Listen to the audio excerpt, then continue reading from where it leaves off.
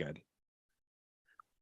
Hey, everybody. Welcome to another episode of the Investor Frame podcast. I'm your host, Paul Sparks. And on this show, we ask successful real estate investors and entrepreneurs to share their stories so we can all learn from their experiences and get closer to the things that we want in life.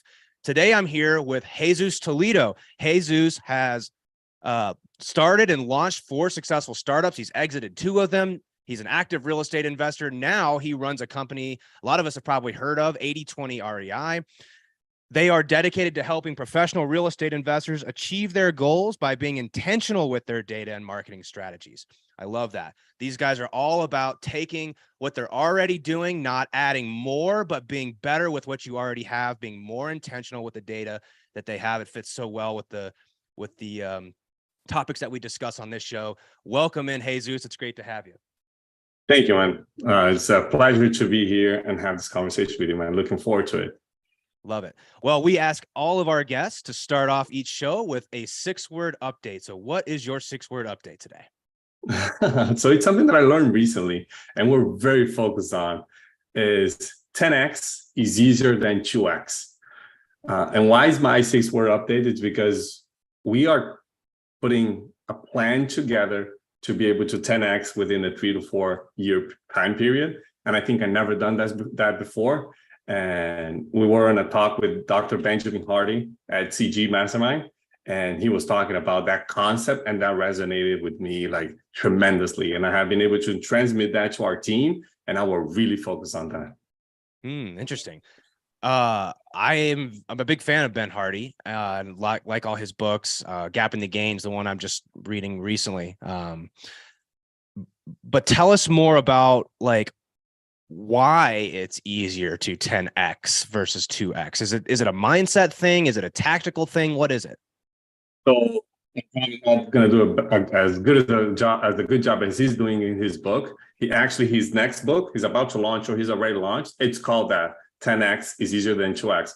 We saw his talk before he launched his book, so it was prepping us, but it was an amazing content around the concept that when you're focusing on 2x, you focus on the little things, right? You're trying to figure out what is the next trick that you need to make to your operation. You're trying to fix what is the next ad that you should do. It's little things. When you focus on 10x, it forces you to expand your view and focus on bigger problems and understanding that, for me, it was a huge game changer. The way that I'm wired, I'm always focused on today and try to figure out what I have to do today to increase. But with the goal of 10x, it makes me wonder, am I doing the right things? Should I be focused on this, right? And he even went further in expanding that the only way that you can get to 4x is by expanding your network, your time, like really understanding your time management, your focus, and that relationships, money, time, and focus. I think it was the 4 things that he was challenging. So, like I said before, I think we've always been I spend a lot of times in the day-to-day, try to figure out what can we do today, right? But if you zoom out, it allows you to have a bigger perspective. So we're working very hard as a team to come up with that plan that will allow us to 10x. I like it. I don't know why this reminds me of, there's a phrase that I hear every now and then, but it says, play stupid games, win stupid prizes.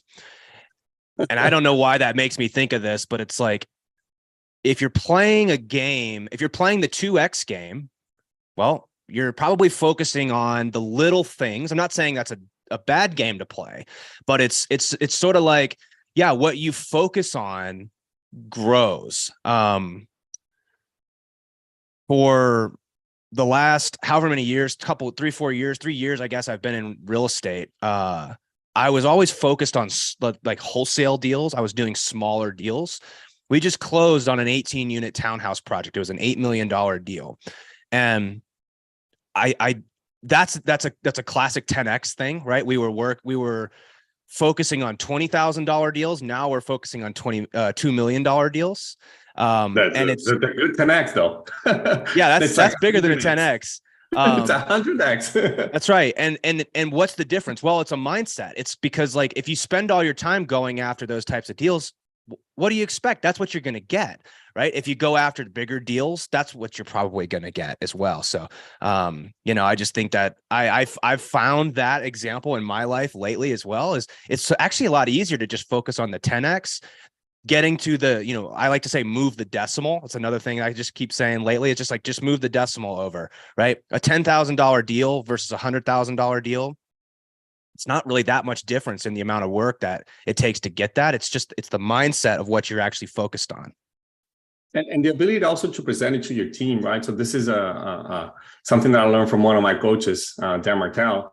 He told us, if you don't tell the rules of the game and what it means to win, you and your team, you can't win, right? So it's very similar to what you're saying. Like if you play super games, you win super prizes. It's the same thing. If you don't have a definition of winning with a clear path, you're not going to win. There's no way you're going to win. And that's extremely powerful. It's something that in my personal journey, something I'm working on. Like I said, like I've been always focused on the next 3 months. What do I have to do in the next 3 months to achieve this specific goal, but never with that really big vision. I'm not a typical visionary that has those amazing, huge goals. I try to focus more on the short term because I can't control but I'm learning to expand that vision, right? And I'm trying to do a better job as a leader and present that to my team. Because we all have that vision in our minds, but it's very hard to put it in words, make it a vivid vision, right? Like, I don't know if you ever read the book, The Vivid Vision, making the vivid that everybody can feel and understand it and resonate with it and attract people that are looking to achieve the same things. Yeah, Cameron Harrell, he's a great writer. I really enjoyed that book, Vivid Visions. I think that's what it's called. But what you were just talking about, I think, is a critical point, that you've got to define what success means for you. And especially as you're the CEO, casting the vision for your company and moving into the future. But really, this is the essence of what we call the solvable problem. Everybody sort of has their own language. We just call it a solvable problem. And it starts by getting clarity on what success means for you, because if you don't have that, you're likely to leave it up to somebody else to define what success means. And maybe that is not exactly aligned with what you really want.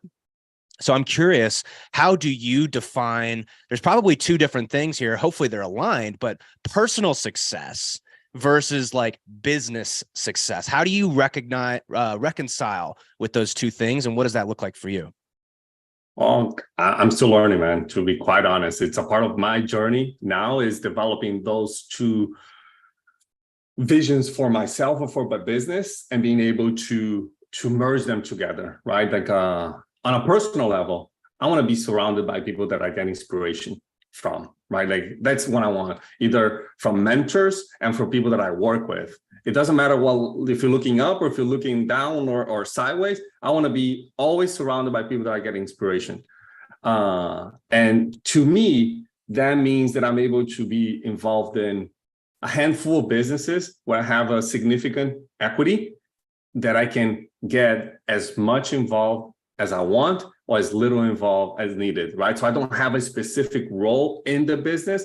I'm choosing where I get involved when I choose to. If I want to be in one company for 6 months and be all in, I want to be able to choose that, right? That's my solvable problem, putting myself in that position. So today, our goals are to be able to build a really good team on 80/20. We have an amazing team, but elevating some team members, maybe bringing some people from outside to have a really strategic level 10 team, so I can step out a little bit and be able to choose more when and in what I work with.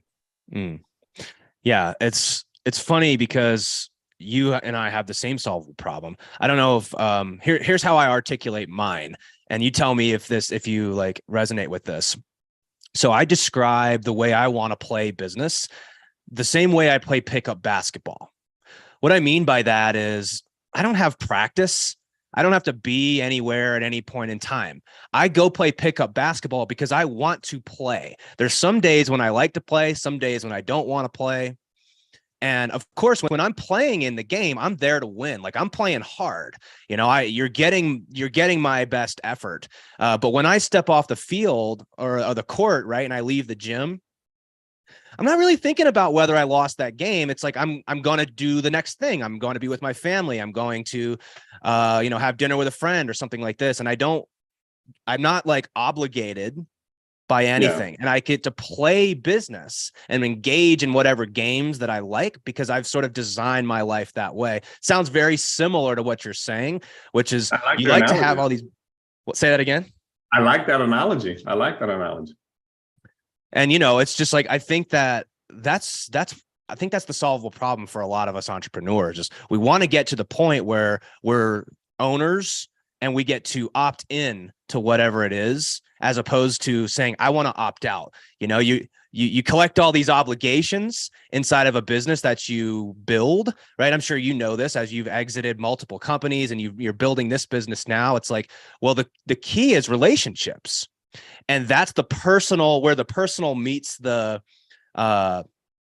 business goals. It sounds like part of the currency that you get the most value from is just being around smart people. Turns out those smart people end up being the people that help you build these businesses to allow you to live the life that you want. Oh, you are 100% right. Like that, the analogy with the pickleball is great. I would add that it's not only choosing, and for me, you said something that is very important. When you're there, you're 100% there, right? Like you said, if I'm playing, I'm playing, but if I'm out, you guys have all the keys, right? If you know you have a good team, it doesn't matter if you're playing or if you're stepping out, because you know somebody's going to step in and make those decisions. But the ability to choose is what I'm looking for. Previously, in my past, in my other businesses, I've always been focused on one thing, and that's my business. And what I've learned now that I didn't know then is I really enjoy the building part, like figuring out the bigger problems. But the scaling of a business is not my thing. It doesn't motivate me as much as figuring out the details, creating a new solution, thinking outside of the box. When you have a problem solved, and now it's just putting more gasoline into the existing fire, it doesn't motivate me as much, right? I didn't know that back then.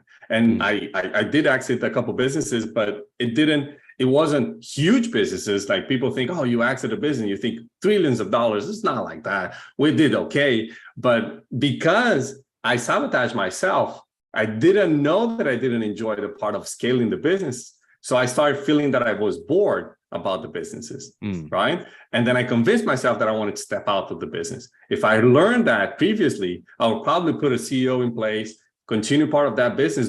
All the business that I've been around has been fun. I would love to still be involved with them, but not in the day-to-day operation. Does it make sense?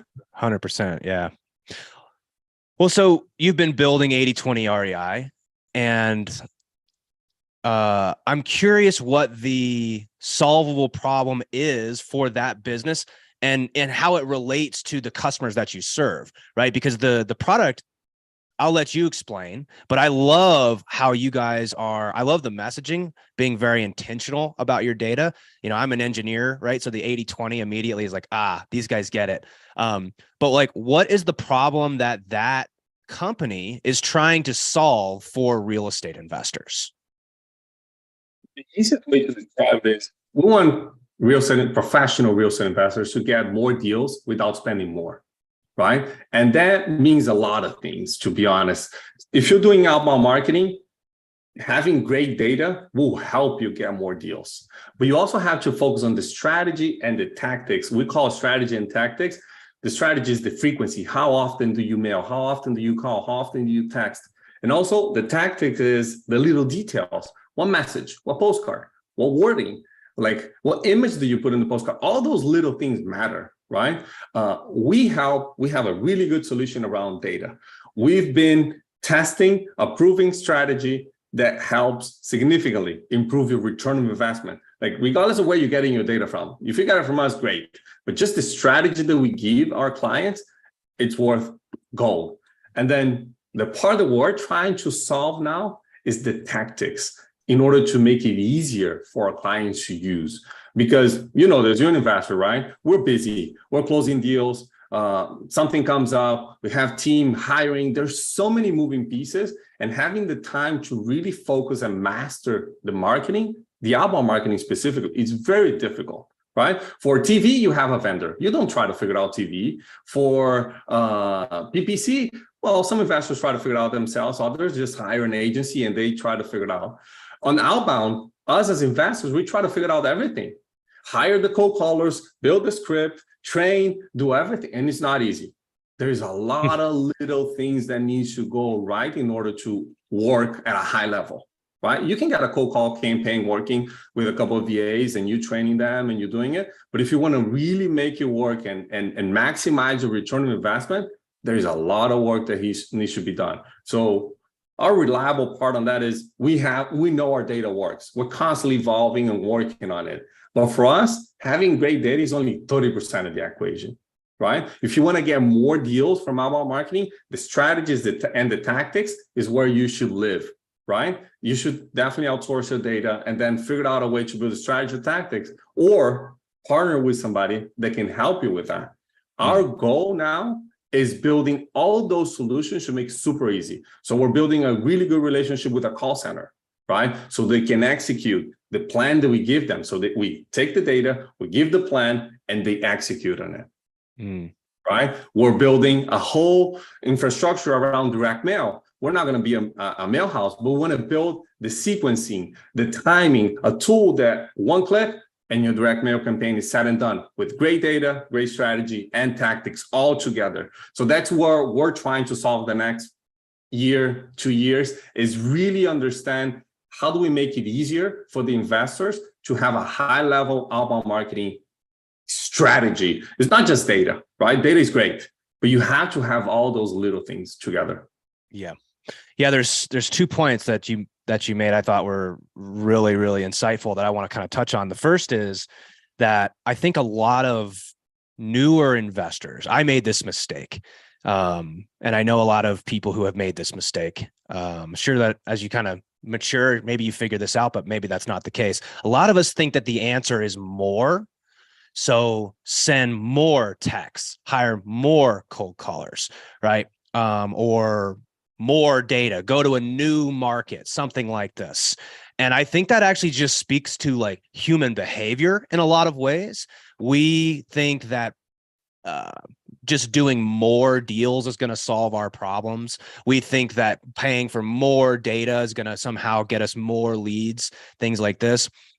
But it's actually about being more efficient with what you're already doing, So I'm curious your perspective on the mindset and the psychology of the investor who's constantly chasing like more, and how that switch to getting instead of doing more, what if we could just help you get more efficient with the data that you already have?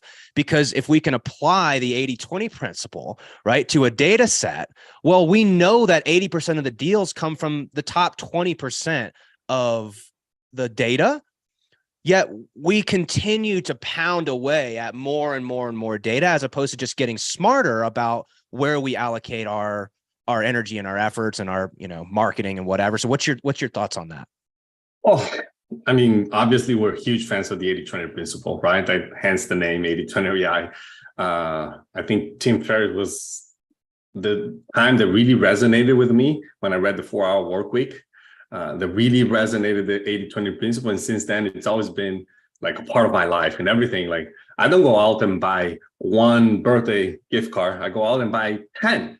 Or 20. So next time I need one, I already have one at home instead of going to Walgreens and buying one, right? So those little things are part. How to apply that into data, you nailed it, right? Like 20% of the data will give you 80% of the results. I would add that there is an extra layer to that. That's something that we always challenging ourselves. There's the 80-20, and then within that 20%, there's another 80-20, and then another and another. You can go really deep on this. The challenge that most investors face is doing that, measuring, tracking the results, testing. It takes a lot of time, and it's very difficult. It's not easy. It's not easy. If you're doing the data, the outbound market on your own, and you're struggling and you're just thinking about more, it happens to a lot of investors, right? So that's a really good part that we help them solve, is understanding really what's their buy box, really what are the key data points that will indicate that somebody will sell at a discount. We take that off their plates. We help you, we guide you through the 80-20 principle for the data. And then we help you with the 80-20 on the strategy. We have a really solid strategy to help them. Instead of, hey, I need to go to another market because I already taxed everybody in my market. No, let's figure out a cadence. So we re-engage with the same people. Like if you take a market that is 500,000 single family houses, only a 0.1% of those will sell every year to an investor. Right? So you need to re-engage with them constantly. Maybe you can't, you shouldn't engage with all 500,000 parcels, but maybe there's that 20%, there's 100,000 that if you build the right strategy, you can engage with them repeatedly, month after month after month after month, without expanding more. You're still getting the same amount of deals and without that feeling of chasing, because cold calling and texting is typically where people find that they're burning data because it's so quick. It's so easy to send and wait for a response, but you'll be surprised how many people, to give the cold call, the text message as an example, they answer the 4th, 5th, 6th message that you send them. But should you send them every month? So you grab your best 100,000 properties and you text them every month? No, there is cadence that you should follow in order to maximize your return on investment without spending a single extra dollar on your marketing budget. You could do more by just figuring out the timing between each marketing piece that you send. Yeah, and that's the strategies and tactics you've been talking about, right? Which is, so there's a couple components here. Are we actually messaging? And you just hit on this, right? It's not about more data. It's just about getting our message to the right people at the right cadence at the right time and being consistent, as opposed to trying to just hit more and more and more data. Because what we know is that the 80-20 principle exists in marketing and buying and selling houses, just like it exists everywhere. So we can use that theory to get us in front of the right people. But now I want to ask you about the second thing, which is what I call system reliability, which is that you said this another way. It's like, there's a lot of things that need to go right. You know, and I'm positive that someone who runs the company that you run, you've got to have some level of frustration for this process, because it's like, hey man, all I can do is give you the right data. If you don't know how to pick up the phone when it calls, if you don't know how to manage this inside your CRM, if you don't know how to negotiate, if you don't know how to write offers, if you don't know how to do anything, I can't help you. Right.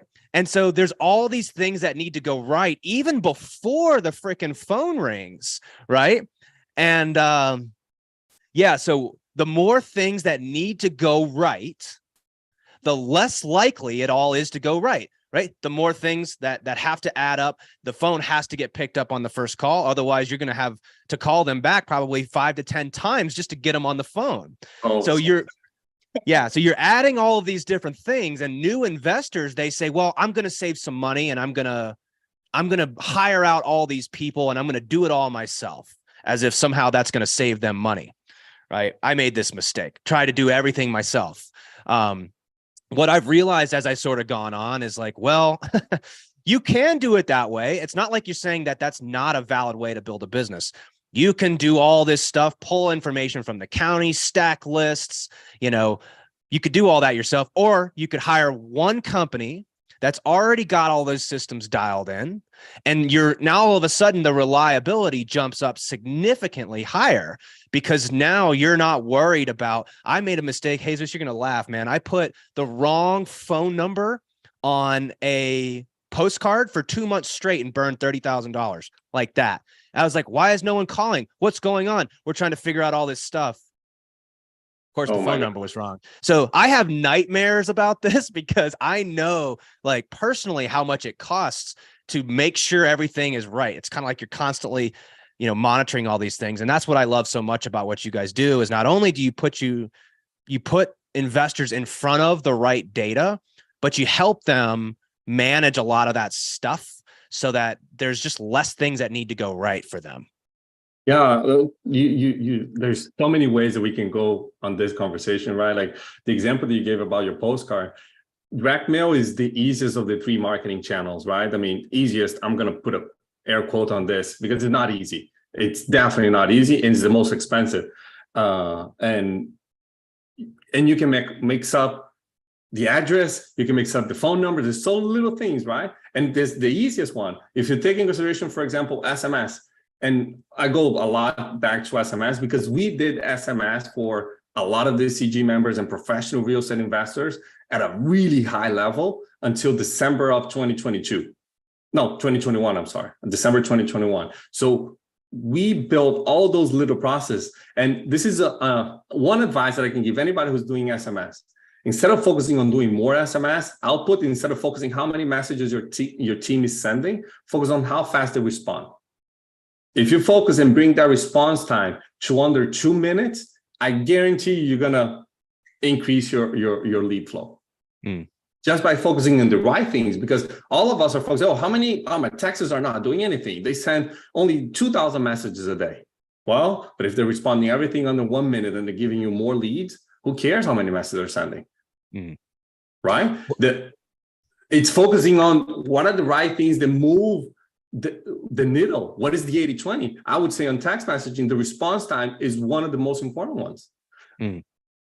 And so going to that part of so many little things need to go right. And the other thing is the time, right? You said I was pulling data, stacking, figuring out the postcard, figuring out everything myself.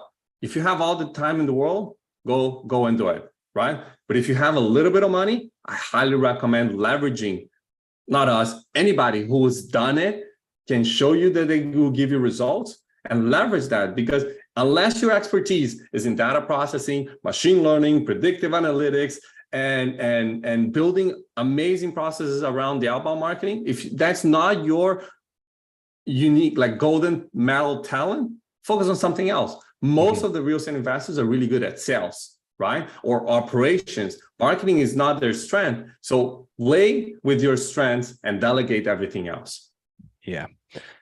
So one of my business partners, his name's Dan Nicholson. He wrote, I talk about this book all the time because it's my favorite book right now. It's a book called Rigging the Game. And in this book, he talks about... I'm definitely going to get it. Yeah, you got to check this one out. He talks about... what does he call this? Let's look right here. Yeah, I forget if this is an issue processor, but essentially what he says is only innovate where you differentiate. And I found myself trying to come up with better ways to do things that, like, I don't know. It's not your genius, right? It's not what you're supposed to be doing. Yeah. And I found myself spending all this time and energy trying to, like, innovate in ways that I didn't actually differentiate. Do you really differentiate on, I had to ask myself this, right? On how you pull data or on the postcard that you're using. Like, are you trying, so I was spending all this time trying to recreate something that somebody else had already done. And when I learned that you have permission to just copy what works in most cases, spend your time innovating in ways that you actually differentiate, or do I really differentiate in how I pull data and mail postcards and, yada, yada, yada? Or are you better off spending your time and energy, differentiating maybe in how you negotiate or how you structure offers or the values that your company provides, the specifics on, like, how you can differentiate from your competitors, and everything else just copy. Like, I don't differentiate on my accounting systems. I don't differentiate on, there's a lot of things. And so once I got that, I was like, oh, right. You have permission to just copy what works and then go innovate in the ways that you differentiate. And I thought that was, resonated with me with what you just said there. So powerful. And I'll tell you a quick story. I always thought wholesaling was about marketing, was making about the phone to ring. And that's because who I am. I have a marketing background. I'm an engineer as well. So data and the marketing was kind of like my jam when we were doing wholesaling, when we just started wholesaling, right? And we were really good at generating leads. But what I learned once we like when we pivoted to 80/20 REI, what we offer as a service, we started working with super high level operators. And what I learned and I realized that they run a sales company. They don't run a marketing company. I was doing the wrong way. I was always focused on getting more leads, right? Using the 80/20 principle, but we were not really good at converting them. Like our lead to conversion ratio was horrible compared to most of the investors. And I'm not falling in the game of comparison, but it gives you some benchmarks. And when I started digging, I learned the real good investors, they focus on sales. Because that's the differentiate, the innovation to differentiate. That's how you can win in your market, knowing your market, being the best one, solving a problem for the seller. It's not the data, right? Unless that's your genius, unless that's your unique talent that God gave you, focus on sales, focus on your talent, right? And let either get help, somebody in your team that you can hire and do this for you, or get help from companies that can help you with those, right? That ties back to the solvable problem. It ties back to the solvable problem that you sort of mentioned, which is like, yeah, are we trying to solve a better way to get marketing leads, or are we trying to help sellers sell their house? Like, is that the problem that you're trying to solve? Because if it is, it's a sales problem.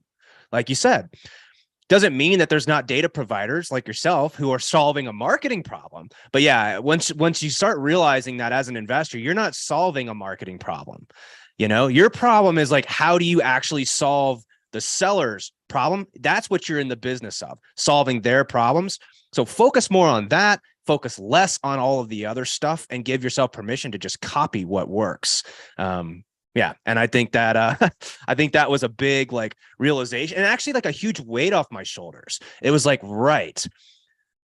I don't need to solve all these other problems. Just get back to what you do well, which is building value in a real estate deal. 100%, man. I'm glad that you are in that path. It took me a while to figure that out too.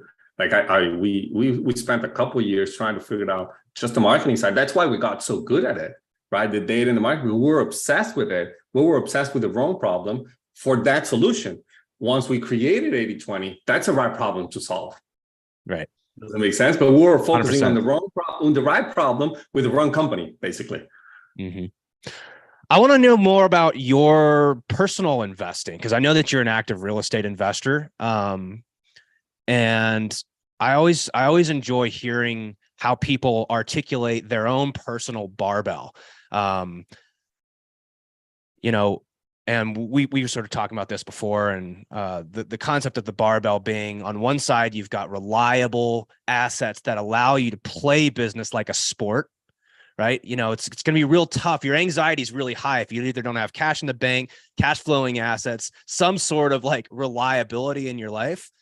But then on the other side, we're taking these bets, right? Where like with 80/20 REI, I would imagine it's like, it's a huge upside play, and you're working to make it the reliable side. But talk to me a little bit about how you think of your investments and your businesses and how you're building financial certainty for yourself.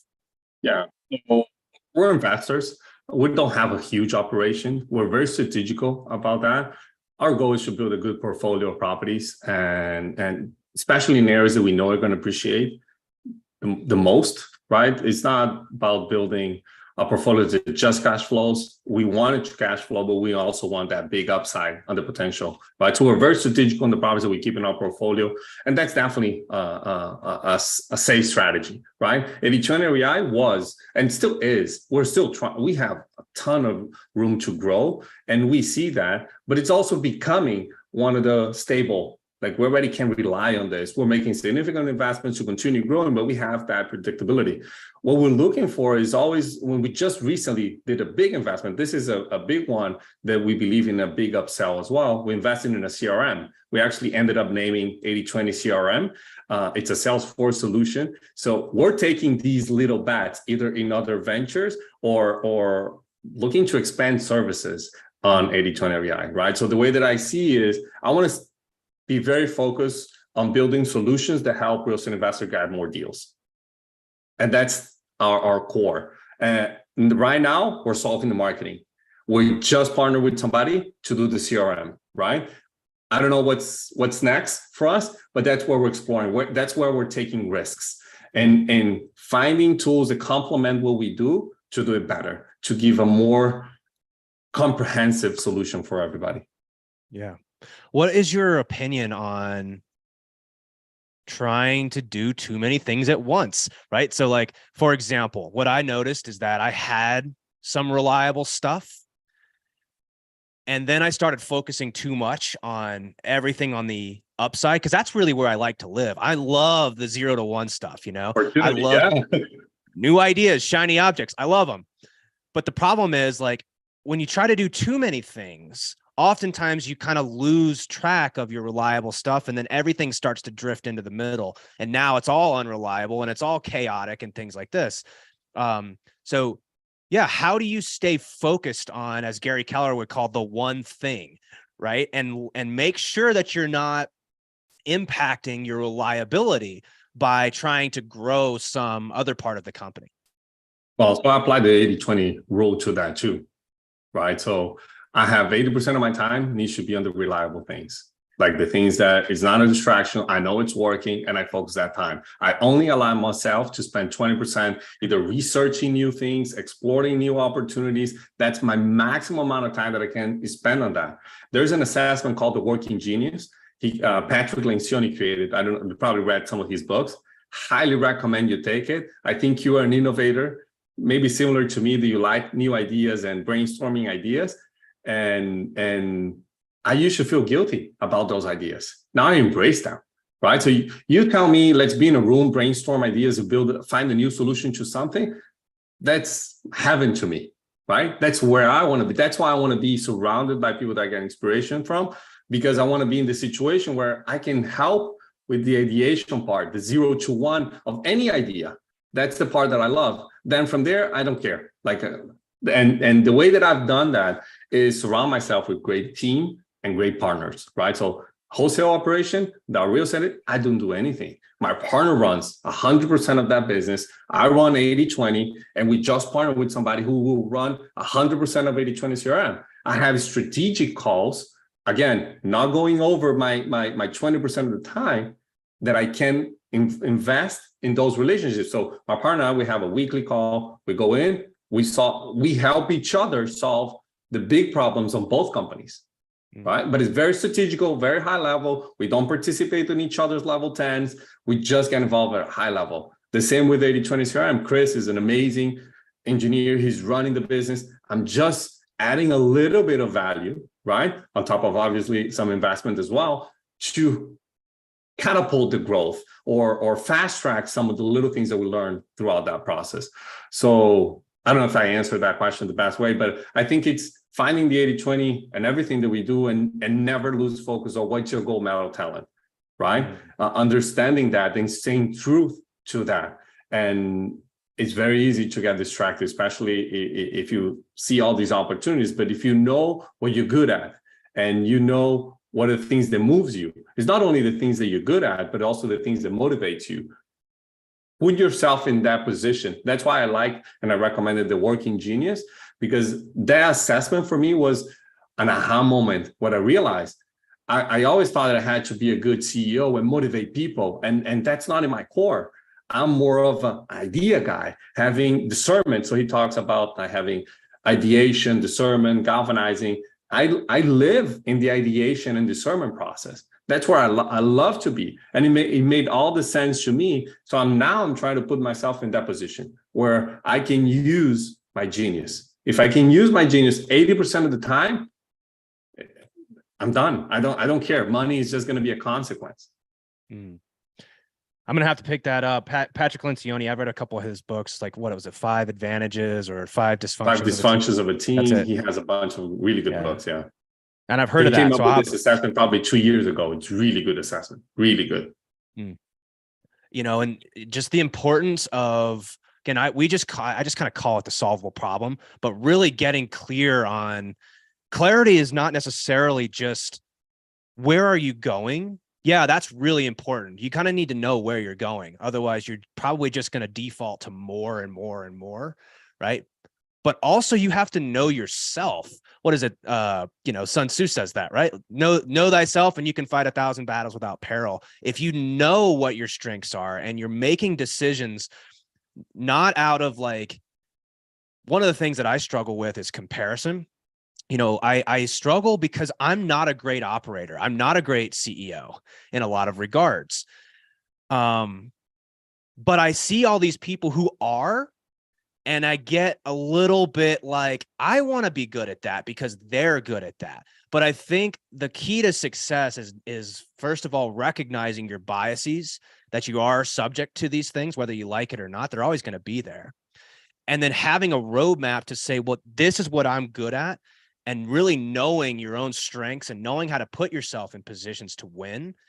Because ultimately, if you don't define what success means for yourself, somebody else is going to define it for you, or you're going to try to find it by doing a bunch of things.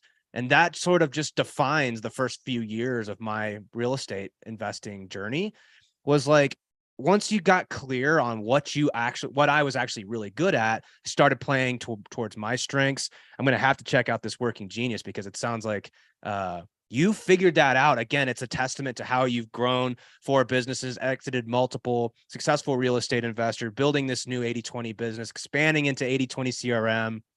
It's like, once the rocket gets lit, it just starts taking off because you know what you're really good at. So That's where I feel that I am in my journey. You nailed it, but it wasn't that way. Like, I'm 40. How old are you?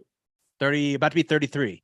So you have a ton of time. And so there is some scientific studies that a brain doesn't mature until the age of 28, especially for men, right? So you just 5 years out of your maturity, right? I don't have everything figured out. I'm just figuring out the planning and vision and part of business, right? So the main thing that I would tell you is, don't feel bad about, because I used to feel that way all the time, that I couldn't scale a business. I could build it, get to a certain level, and I felt that I was reaching a ceiling. But it's who I am. It's what I enjoy. Every time that I get out of it, yes, you need to get out of your comfort zone, right? There are things that you need to work on, but it's also this principle. There's a book called Buy Back Your Time. Amazing, highly recommend, especially in the journey that you're saying. He talks about focus on the things that you like and enjoy doing, and understand, like, knowing yourself, knowing your role in your business, know your role and as a CEO, because there are different types of CEO. Yeah. Does it make sense? Yeah, absolutely. And I think it's like, we sum this up by just saying, like, play your game. If you can 100%. learn to play your game, that's where success lies. Easier said than done, though, right? So Identifying your game it's difficult. It's not easy. It's a journey. It's a long journey. There's no shortcuts to that. At least not for me. Some people have it clear and figured everything out easily. For me, it wasn't, and it still is. I have a long way to go. So continue investing in yourself, building and knowing yourself. I think that's the best advice for any entrepreneur out there. Love it. Well, that's how we like to finish the show, is leave us with your greatest lesson learned, something that you've learned in business. It sounds like you've learned a ton since starting all this. What would you like to leave the listeners with as sort of your greatest lesson learned in business? Man, there's so many things, right? I think the one that resonates with me the most is we talked a lot of times on this. If you don't know the definition of winning, you're not going to win, right? So there's a quote from Benjamin Franklin that I love, is, by failing to plan, you're planning to fail. And that resonates with me. I read that quote every single day to remind myself that I cannot avoid planning. I cannot avoid looking into the future and having a clear definition of winning, right? Because a lot of the times winning for me was just getting things done in the day. And that doesn't necessarily means winning. We want to win long term, right? I want to be 20 years from now, be proud of the growth. And the only way that I'm going to get there is planning to get to that point. So it's something that I work on every single day. That's so good. Yeah, it's all just the same stuff, right? Over and over and over. If you don't know where you're going, if you don't know if you don't define success, someone else is going to define it for you. If you don't know what winning looks like for you, how are you going to know when you win? Great advice. I love it.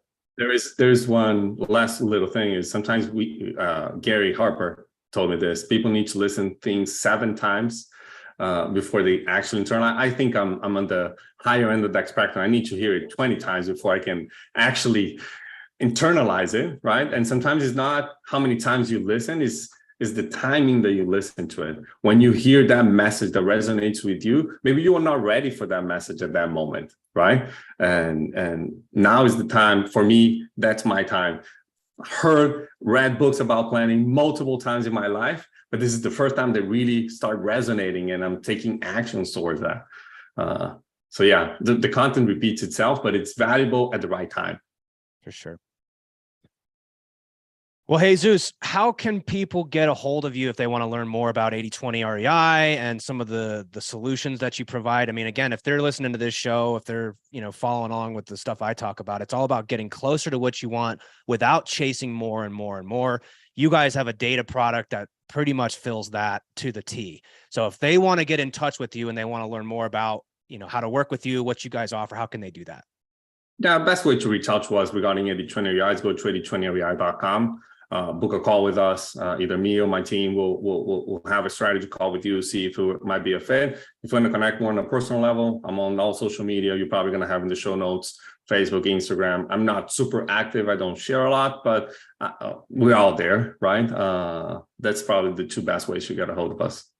Awesome. Yeah, we'll have all that in the show notes, so you guys can reach out to Jesus, find out more about that business if you want to.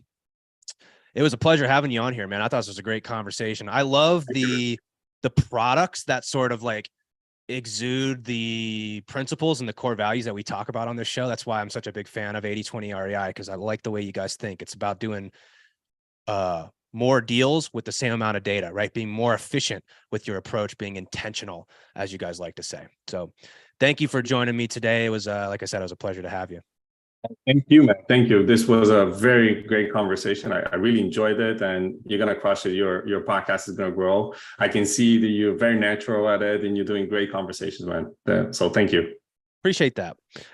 Well, so for everybody else, thanks for tuning in, and we encourage you guys to use the investor frame. So knowing what you know now in the conversation that Jesus and I just had, what changes do you need to make to your life, to your business, to your investments, so you can start getting closer to the things that matter most to you without chasing more and more and more? Again, thank you guys for listening in. We'll see you on the next show.